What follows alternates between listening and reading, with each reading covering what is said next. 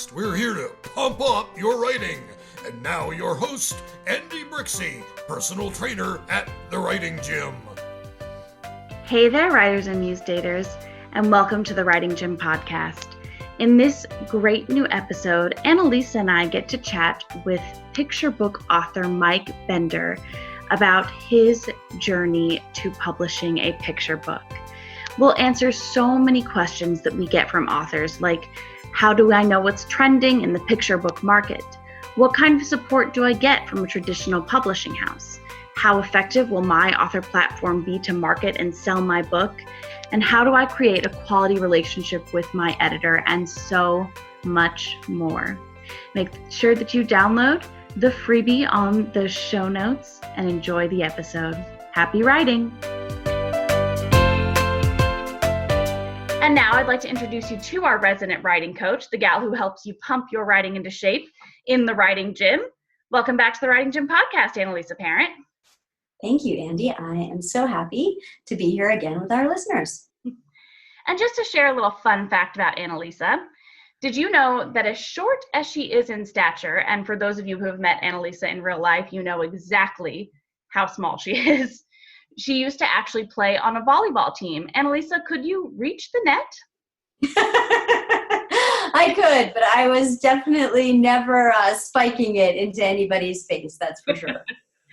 Thank you so much for joining us this week. And now I get to introduce our fantastic guest. He is a returning guest, Mike Bender. He is an author and a screenwriter whose credits include Not Another Teen Movie and the MTV Movie Awards. He created the hit website awkwardfamilyphotos.com with childhood friend Doug Chernak in May 2009 after seeing an awkward vacation photo hung in his parents' house. Together, they wrote the New York Times best-selling Awkward Family Photos book series and children's picture book, Everything is Awkward. Mike lives somewhere in the world with his own awkward family, and most recently has written a children's book called The Book About Nothing. Mike is here to talk to us all about his wonderful new book. Welcome back to the podcast, Mike. Thank you so much. Thank you guys for having me back. I really appreciate it. It's good to see you again. So congratulations on your new picture book. That's really wonderful. And, you know, Mike, a lot of would-be authors come to me and they're interested in writing a picture book. So I'm really excited to talk to you today about the process of writing a picture book. So let's talk first about just the words. Tell us about your process of putting together this story, this picture book. A story about nothing at all. So, you know, it was really born out of the fact that I have two young children. They're now 4 and 6. And so I'm reading a lot of children's books to them. And I think as a writer, as you know, you're reading books, your mind starts to go to places of like, you know, I think I have some ideas. I kind of want to write one of these. And there's so many beautiful children's books, as you know, especially now having kids, having read a lot of them, is very inspiring. And so as I was putting my son to bed one night, and I would have to sit in the darkness because he would make me sit there. Still does, by the way. But I would sit in the darkness, and what are you left to do but think? And I started to think about nothingness. As I was in the dark and thinking, how do you quantify nothing?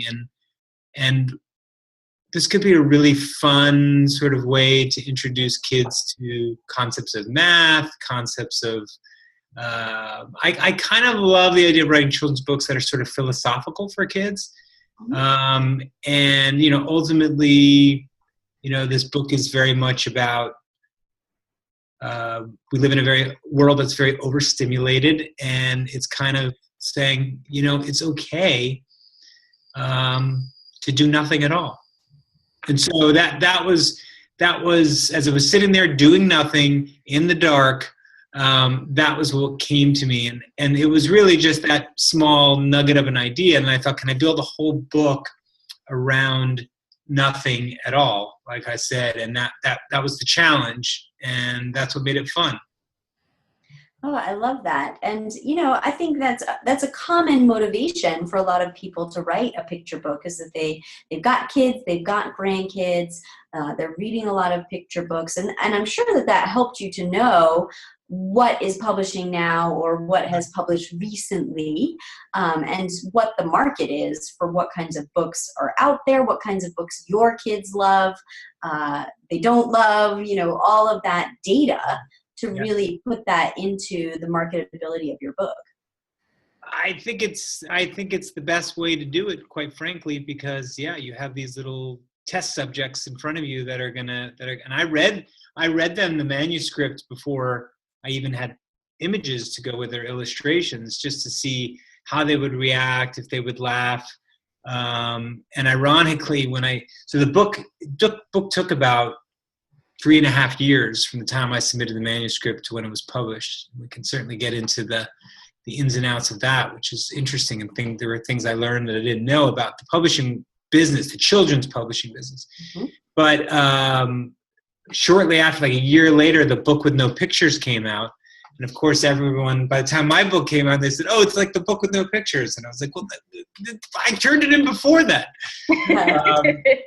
But people don't know that, especially in that world. It's a very, very long journey from manuscript to actually seeing it published. I mean, my children were very, very young. I just wanted to make sure I could read it for their class. Like, that was the image I had in mind. It's like, wouldn't this be amazing if I could bring this book and read it to the class? And I got to do that. So that was winning right there. That's really wonderful. Congratulations on envisioning that and then reaching that goal. Thank you. Thank you.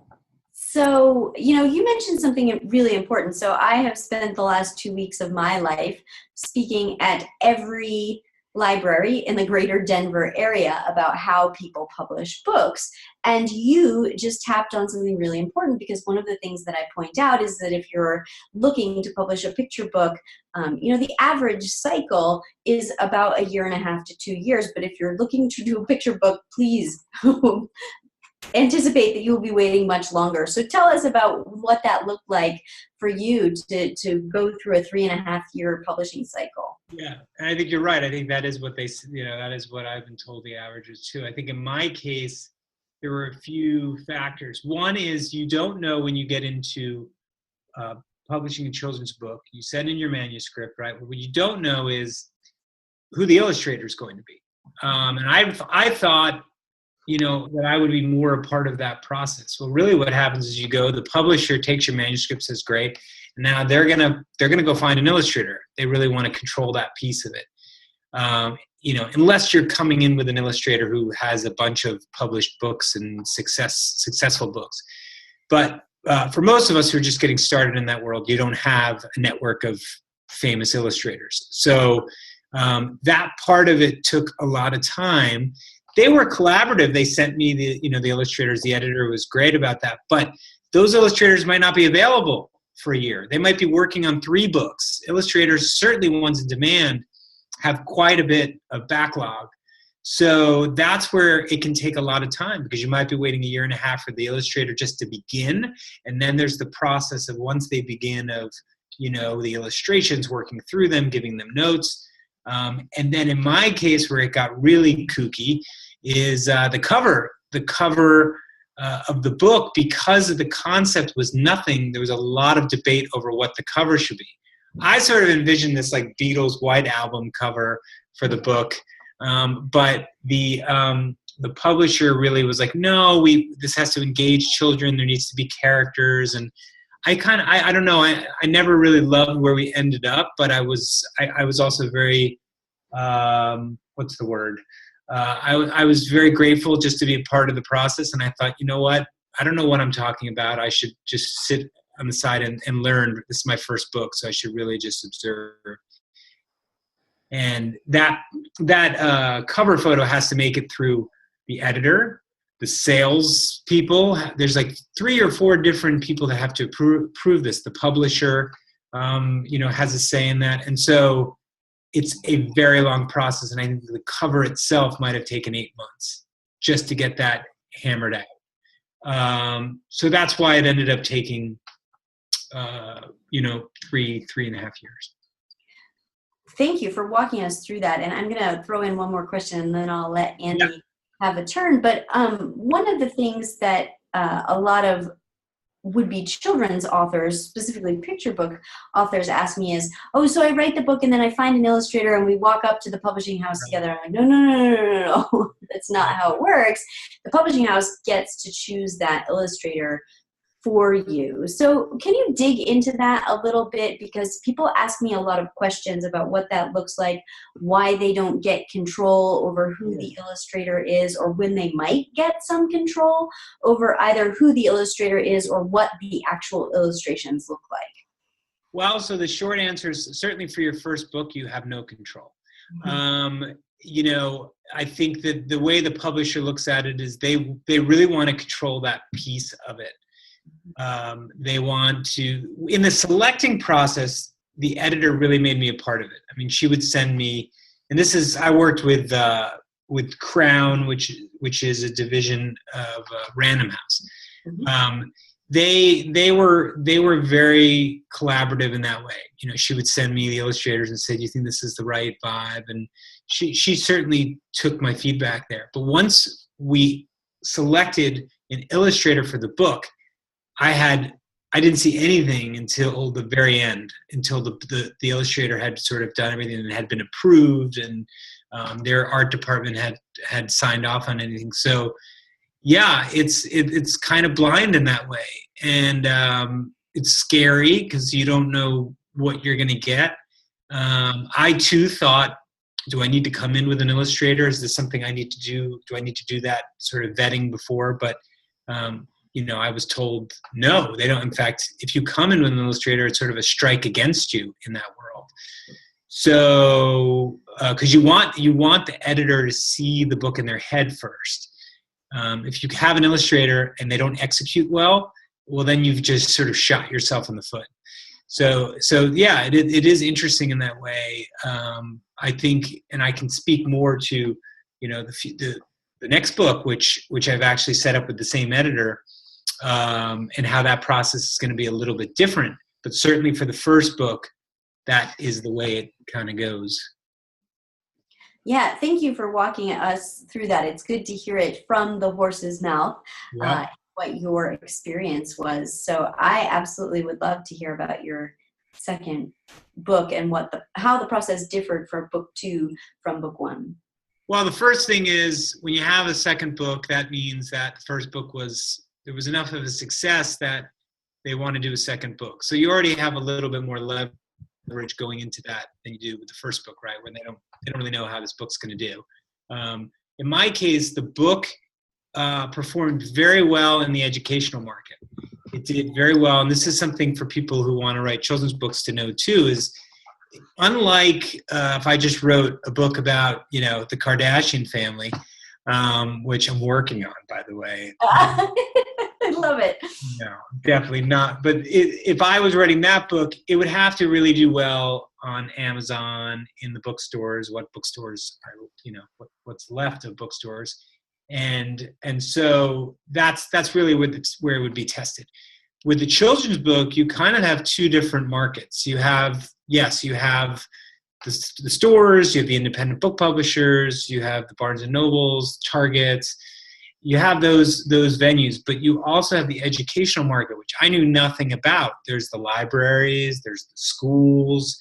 And so in my case, the book was selected as a junior library guild. I forget exactly what they call it, but it was selected as one of the junior library guild selections.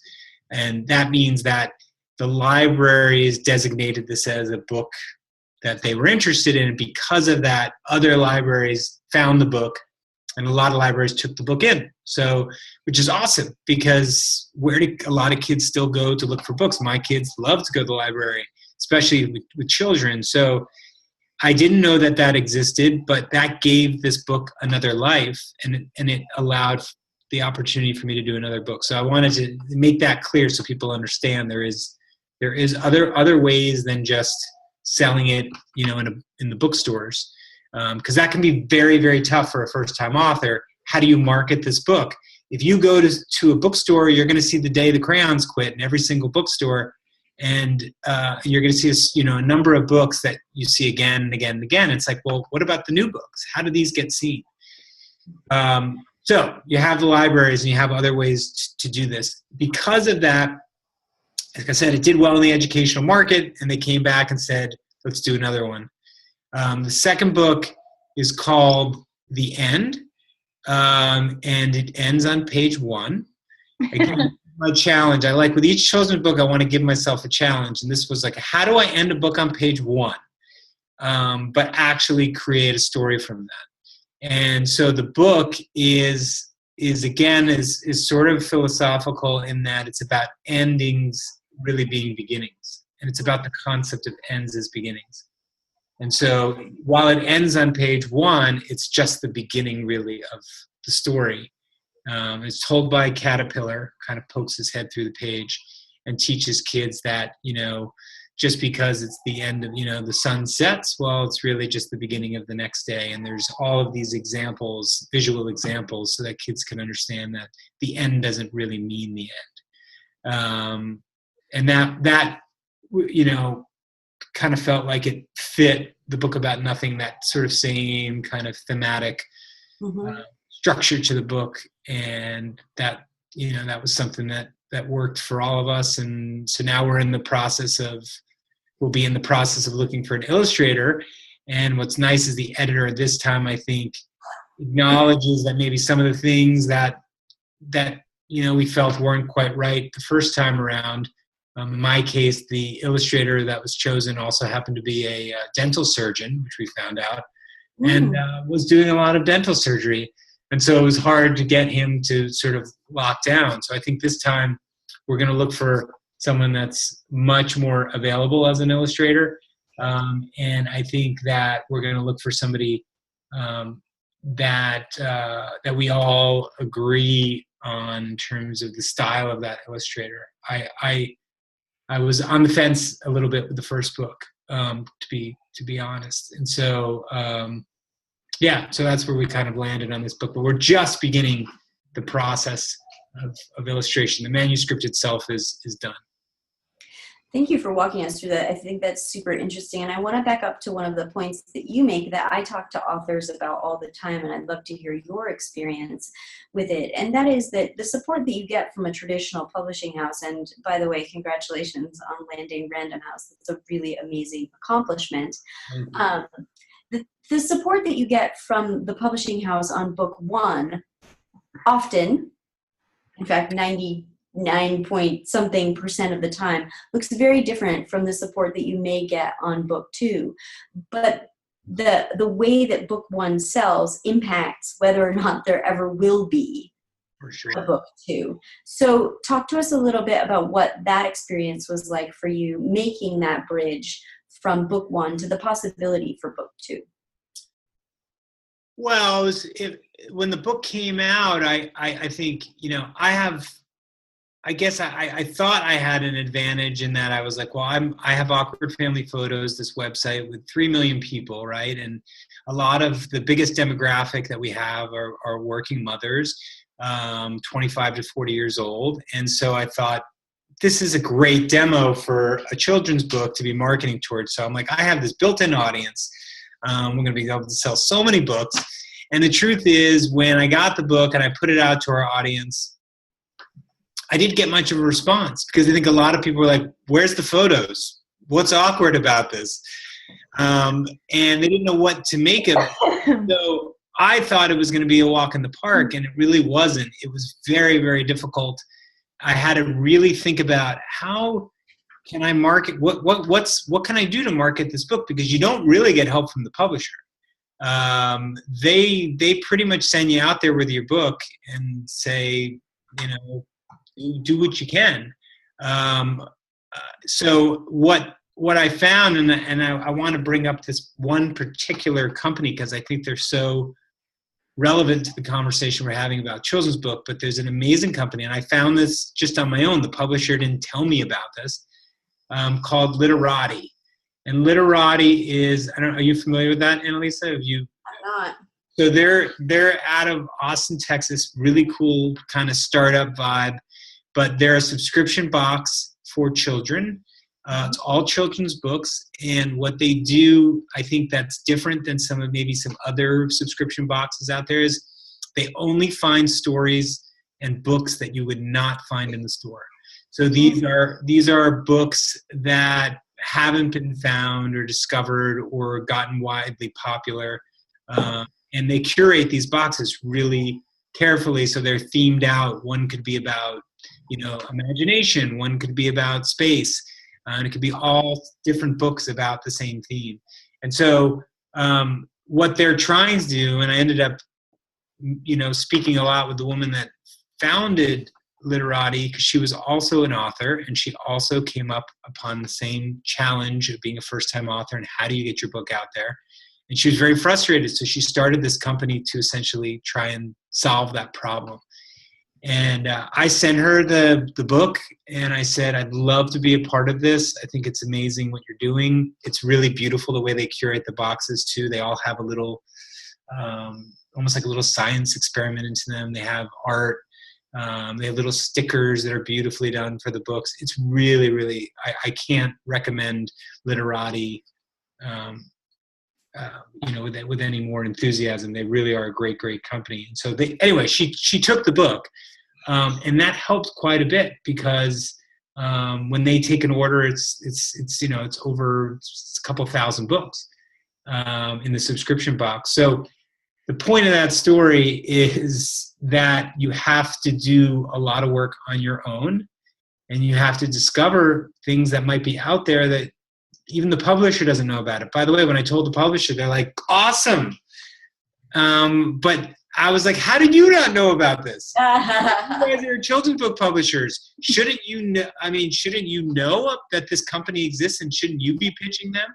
But like everything else in life, it's never that simple. And so if you can do your own homework, I feel like, you're always going to be better off. And that helped quite a bit, because that little bump in sales, I think, made a difference in terms, again, of having a second book. Yeah, and you raise a really good point, right? And so that's why our final program is to help authors to build out their author platform and sell more books, because even if they are traditionally published, as you point out, Mike, they're not necessarily going to get that marketing and sales support that they had dreamed of for their first book from the publishing house. And so whatever it is, whatever solution the author finds, the onus is really on them to sell a quantity of books that would impel the publisher to take a second risk on that author. Yeah, absolutely. Absolutely. There's a lot of, you're carrying a lot on your shoulders, and especially with a children's book, because you have to get this book out there, and there's so many children's books out there, and not to mention all the classics like that. If people are really going to buy a book, they're going to be more likely going to get Goodnight Moon, because they know, well, this is tried and true and tested. This book, I know my kids are going to love this. So you really have to fight for their attention. Absolutely. Thank you for raising those points. Okay, Andi, hop in. I've been hogging all of Mike's attention. No, I've been enjoying it. I think that this is a lot of information. We have so many writers who come into the program who are like, oh, I write the book, and then I magically revise it, and then I hand it to someone, and then I'm famous. And you're like, oh, it's a little more complicated. There's some loops that we got to get through before we get to that point. And I want to touch on something you said a little while ago in the conversation, when you were talking about them working on the cover of the book and the illustrator and stuff. And you said, I had to take a step back, and I just had to learn from everybody around me. And coming from somebody who already, you already had a best-selling book, what was that like, that process of being like, I've been doing this on my own. I have my own company. I have my own business. I've kind of handled this all throughout. And now I have to go, oh, wait, someone else has to do it. Was that difficult to give up that kind of control? No, only in that I was so grateful that she was going to give me this opportunity. And like Annalisa said, I'm like, this is Random House. This is the biggest publisher in the world. It's like, and I landed there because the other books were at Random House. Just to be fair, my editor was nice enough to introduce me to a children's book editor, but I still had to sell her on this concept. But that's how I got there. I think it was, I just think I came from a place of being extremely grateful for the opportunity. And when you're in that mindset, it's not that hard to sit back because you're just so excited to be a part of it. And I thought if I tried to inject my opinion too strongly, then somebody might say, this guy hasn't proven himself as a children's book writer. Where is he coming from? So I think you have to walk that line. I certainly wasn't afraid to give my opinion. I don't want anybody to think that you should just let people walk all over your idea. I gave my opinion, but I didn't do it in a way that was disrespectful to the process. And I also feel like if you go in, and I know writers who have done this, if you go in and you immediately create an adversarial relationship with your editor, that's only going to hurt the product in the end. I think you're much better off empowering the editor and really making them feel like they're very much a part of the process. Yeah, that's a really good point that you're making about,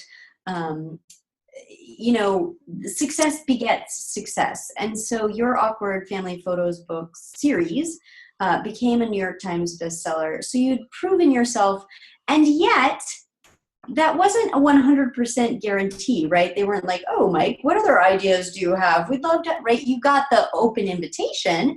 You were allowed the introduction, but there was no guarantee there. Right. However, you did get the open door. You got the invitation. And so, selling books, being a successful author in one genre doesn't necessarily guarantee success in another genre, but it can open good doors to make that more of a possibility. That's what I'm hearing you reinforce an idea that I talk about a lot. I think so. I think that, yeah, there was exactly like the door opened there. And I think there was someone was like, I'll hear him out. I'll hear, he's a creative guy. He's done some things. And so I think they felt like, it's worth at least hearing it out. But at the end of the day, I still had to submit a manuscript, and it had to be a concept that connected with this editor. And let me tell you, she's tough. I mean, I've even in pitching the second book, she's very persnickety, and so she'll catch me on any details she wants to know about every aspect of whatever I've written and what I'm thinking and how I'm thinking about the concept. And so it's not an easy pitch by any means, but I think she understood where I was coming from. I think from that, like I said, like kind of like that philosophical book for kids idea. And I think she signed on to that concept. And so that was helpful. I mean, it's helpful to obviously have the support of the person that's going to be your editor. And that plays into what I was saying too about not creating an adversarial relationship. Is like this person has put themselves on the line. They went to their higher ups and said, we should do this book. So they're also taking a risk. And I think you have to respect that they took that leap of faith with you.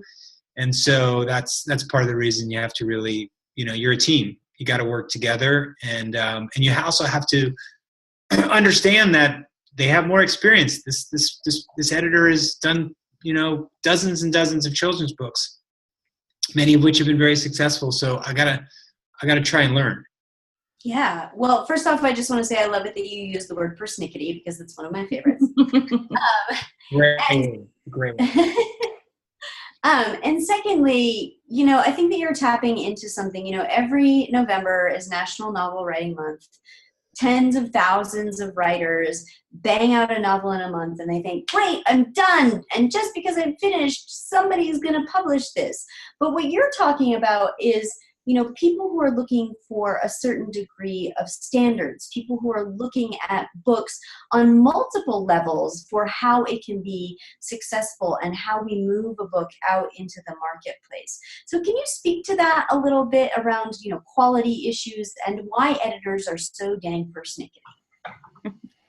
Well, like you said, they're seeing the bigger picture. They know exactly like what's out there, and they know what the trends are. They know what books, they also have in their own library that are being published. So like in my case for this second book, the first time I sent the manuscript over to my editor, she was like, it was more of a story about this caterpillar, understanding itself that at the end was really the beginning.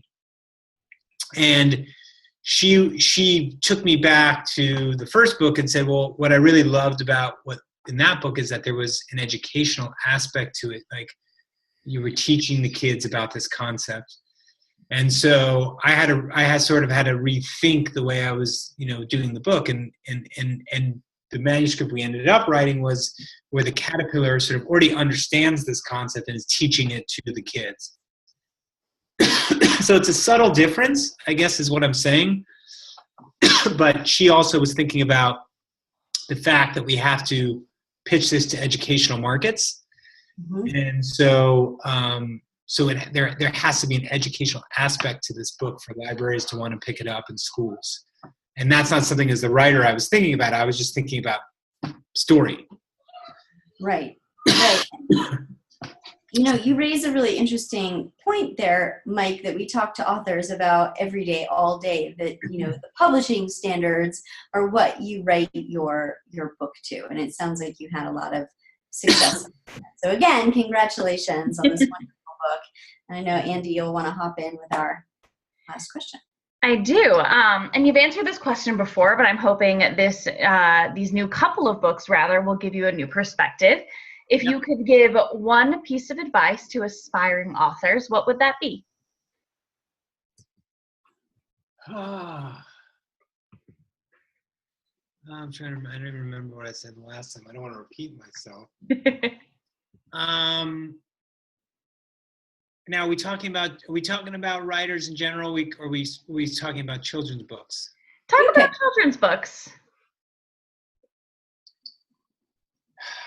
I think that my advice would be to really, I think you really have to put yourself in the mind of a child when you're writing these books. I don't think that it's like it's simple as saying just write what entertains you, because I know just in my own personal experience, there were times when I thought something was really interesting, and then I read it to my children and they were like, huh? Or they didn't get it. So the more I've been able to just follow them around and listen to what makes them laugh, that to me has been a huge help in sort of figuring out what ideas I'm going to work on, and how to build, the story. I sit with my son at night and we talk about, okay, let's talk about how this story is going to begin, how it's going to be in the middle, and how it's going to be. Let's talk about structure. I'm like trying to teach him structure. At the same time, I'm benefiting from what he responds to. So I don't know. It's a kind of a simple piece of advice, which for children's books, but I think many might overlook that. They might just say, I had this great idea.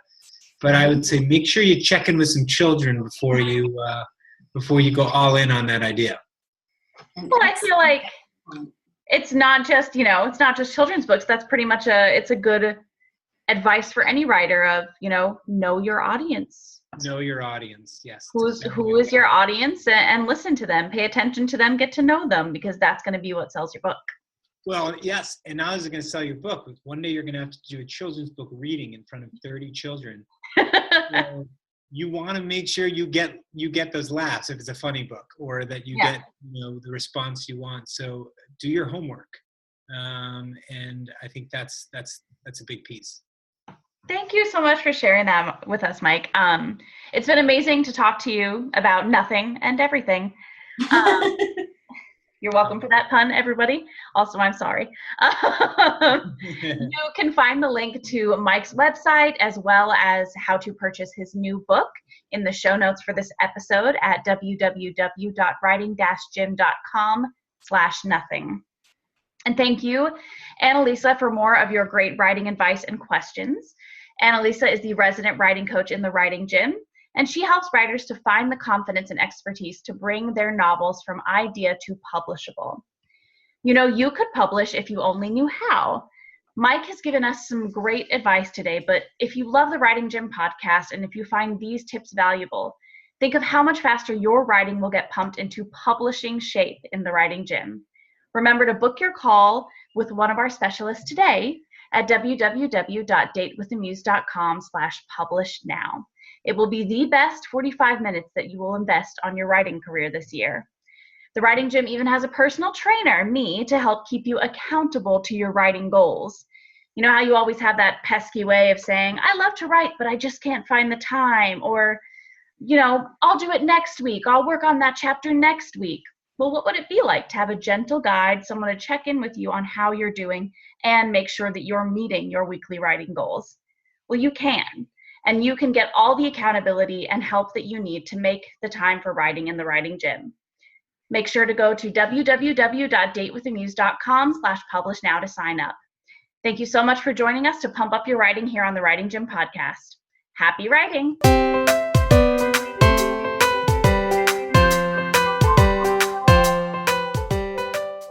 If you like what you've heard and are interested to see if you're the right fit for the Writing Gym, here's what to do next. Head to www.datewiththemuse.com/publish-now and book an appointment to speak with our team. Here's how it works. We'll get on the phone for about 45 minutes and we'll get crystal clear on 3 things. First, the best way for you to publish. Second, the best way to achieve your publishing dream. And third, the exact strategy you should be using to reach your publishing goals. Remember, publishing a book, well, doesn't happen on its own. You need expert guidance to make it happen. We've helped writers all over the world to finish, publish, and sell their novels well, all while sharing their unique story and making the world a better place along the way. To see if we can help you to do the same, head to www.datewiththemuse.com/publish-now. I'm Andi Brixey, personal trainer over in the Writing Gym, and we'll talk soon. Happy writing!